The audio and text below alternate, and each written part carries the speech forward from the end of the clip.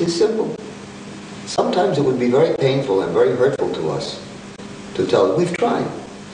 Very often we've tried to tell the truth about many things. We tell the truth that Hashem, God, appeared to us on Mount Sinai, and He gave us a law, the Torah.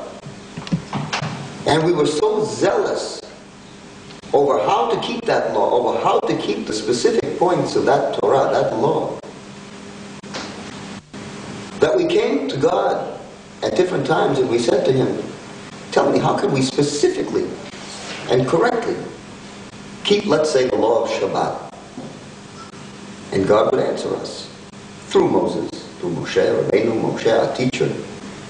And He would say, tell the people of Israel, this is the way they should observe the Shabbat, so that they will not be guilty of desecrating my day. So that they will be able to observe it as I want them to observe it. And we listen carefully because, you know, the punishment for non-observance or desecration, malicious desecration of the Shabbat. That is desecration after one has been told not to, and after one has been told how to do something and how not to do something, and then to purposely do it the other way. That's called malicious desecration. And for that, the penalty is death.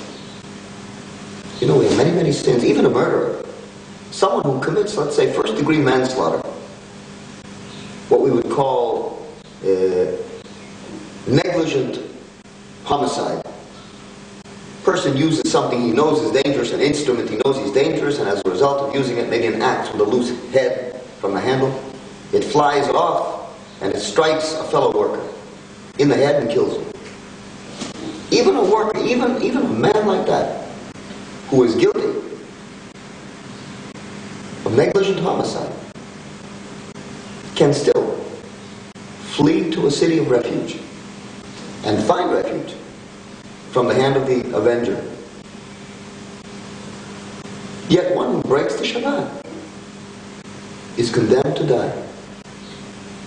So zealous were Israel, all of us, wanting to know how to obey these laws, that the moment that we had something that said, you shall not strike a fire, you shall not light a fire, kindle a flame in your habitations, in your dwelling places, in Shabbat, we wanted to know what constitutes that. What should we do? What should we not do? Don't work on Shabbat. What constitutes work? Don't plow on Shabbat. What constitutes plowing? Running my fingers in the soil? And many, many, many, many, many more laws. When we came back to Moshe, we said, please, ask Hashem, ask God, how should we obey it? How should we obey the commandment, the mitzvah of the Torah? Moshe did go back to God, and God gave us a secondary Torah, a Torah called the Torah Mishneh. Some call it the Mishnah Torah, in which we received an oral instruction and handed it down from generation to generation on how to implement the Torah. Therefore, the Jewish people not only received the Torah, but we received also a second instruction book alongside of it, which was not really a book, but it was from mouth to ear, that said, this is how you are to observe these laws. And it went from Moshe to Yehoshua, and from Yehoshua it went to the 70 elders, so forth and so on, until it finally came to Yehuda HaNasi, who finally had to put it into a codified written form. Okay? I won't go into the whole history of Judaism. But understand that the Jews are ready to tell the world that we received at Mount Sinai, from God's own appearance and from His mouth, the Holy Torah. And we received additional instruction teaching us how to observe it. And our rabbis today, Orthodox rabbis today, are the carriers of that authority to teach us the tradition handed down by God to Moses and so forth in an unbroken chain until today. Well, amongst this unbroken chain, the links of the unbroken chain, is a link called the Mashiach, the Messiah. And I am a rabbi who has been known, and rightly so, to call the name of Yeshua, Yud, Shin, Vav, Ayin in Hebrew, Yeshua, as Mashiach, the Messiah. Ah, somebody may say, then you must have been influenced by the Christians. No, not at all. I never knew Christians when I grew up. I may have known Christian boys, Christian girls, but I didn't know them as Christians. I knew them as boys and girls who maybe were in the neighborhood or whatever. I knew them as non-Jews, but not in a religious sense as Christians. They knew me in a very religious sense as a Jew. However, where did I learn that this one called Yeshua is Mashiach? Where did I learn that he has a place in Israel that is higher and above all prophets, all kings, and all Kohanim, all priests? And I'll give you the answer. Pashut, simply. I learned it from my rabbis, the rabbis who taught me. I said, wait a minute. How is it that you learned something like that from your rabbis? Simply because they taught it to me.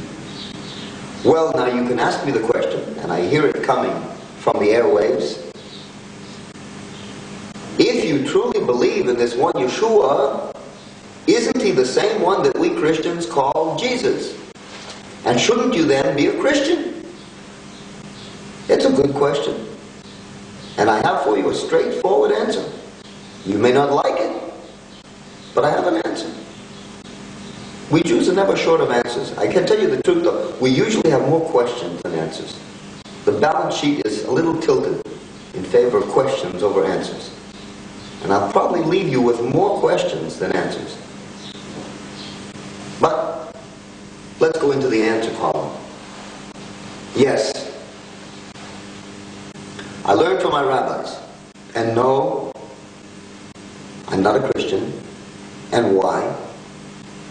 Because the personality of the one that the Christians call Jesus is really not the same personality as the one the rabbis teach to their own students, the one who's called Yeshua. Well, in other words, you don't believe in a Messiah. I do believe in a Messiah. And I'll tell you more. You know, my question to those who are not Jewish, what I told you at the beginning, the Gentiles, those who are not part of the Jewish people. My question to the Christian of those Gentiles, who asks me, why am I not a Christian? I sometimes look at him and I say, if you truly believe in the Messiah that the Jewish people believe in, and the one that the Jewish people originally attempted to teach to the Gentile world, then why aren't you Jewish? Makes sense, doesn't it? In other words, if you're going to believe in a Jewish concept, and a concept which Mashiach is not only a total Jewish concept, but it embraces the entire Torah. That concept, because the Talmud, by the way, that oral law I spoke about, the Talmud teaches us that the world was not created but only for the Mashiach, and that the prophets, all the prophets, prophesied not but only of the days of the Mashiach. So the concept of Mashiach, Messiah, is a concept that embraces the entire creation